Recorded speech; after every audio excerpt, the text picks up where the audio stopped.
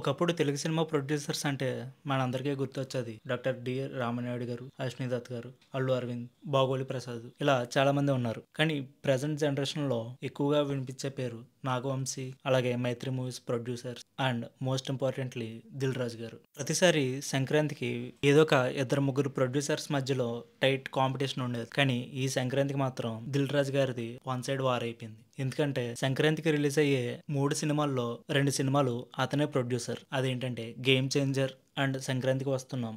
ఈ 2 సినిమాలకి దిల్ రాజు గారే ప్రొడ్యూసర్. అలాగే బాలకృష్ణ గారు నటించిన డాకు మహారాజ్ సినిమాకి కూడా ఈయనే నైజాంలో ఫిలిం ని డిస్ట్రిబ్యూట్ చేస్తున్నారు.